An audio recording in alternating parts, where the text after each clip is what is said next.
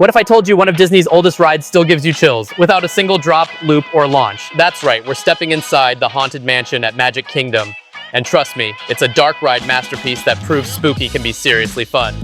Today, I'm giving you my full review, from the iconic stretching room to the creepy new Hatbox Ghost. And at the end, I'll tell you why this ghostly adventure scored a 7.5 out of 10 from me. Let's get haunted. Before we hop on our doom buggy, let's go back in time. The Haunted Mansion has been a part of Magic Kingdom since opening day in 1971, right in the heart of Liberty Square. During the original production for Disneyland's version, Disney Imagineers were already planning ahead, making duplicate sets of props and animatronics just for Walt Disney World. But here's the best part. Florida had way more space to work with. That meant a bigger show building, longer ride time, and even extra rooms like the Eerie Library and the chilling music room. And of course, legendary voice actor Paul Frees returned as the ghost host, adding more lines to fit those added scenes. That's some Disney dedication right there. All right, let's step inside. As soon as you enter the foyer, you're greeted by the eerie portrait of the aging man, the calm before the supernatural storm. Then the stretching room, one of the most iconic pre-shows ever, where the walls literally stretch above you instead of dropping like at Disneyland. The ceiling rises, the ghost host laughs, and the atmosphere just pulls you in. Once the doors open, you board your doom buggy and the real ride begins. You pass under a grand staircase with a floating candelabra. Subtle, spooky perfection. Then you enter the library where busts of ghostwriters follow your every move. It's that classic Disney magic, simple illusions done perfectly. Next up, the music room. An invisible pianist is hammering out a haunting version of Grim Grinning Ghosts. Then things get trippy in the endless staircase scene, winding steps that go in every direction, with candles mysteriously blowing out.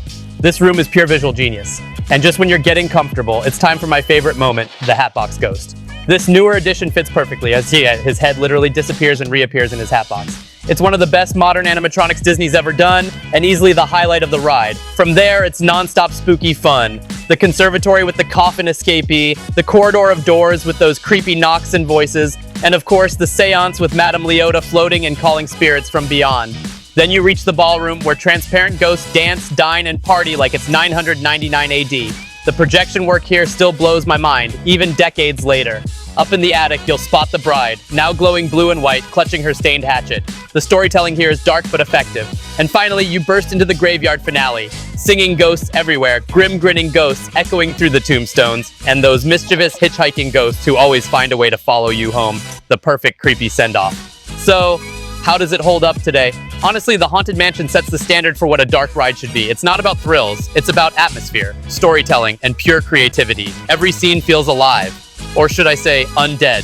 The effects might be old school, but they still work. The pacing is perfect, the tone balance is spooky and silly, and the rewritability is off the charts. My only critique? It could use a few new surprises beyond the Hatbox Ghost to keep longtime fans guessing. That's why I'm giving the Haunted Mansion a 7.5 out of 10 stars. It's a must-ride at Magic Kingdom. A mix of nostalgia, imagination, and ghostly charm that stood the test of time. Alright, foolish mortals, that's my full review of the Haunted Mansion. I want to hear from you. What's your favorite scene in the ride? Drop a comment below and let me know.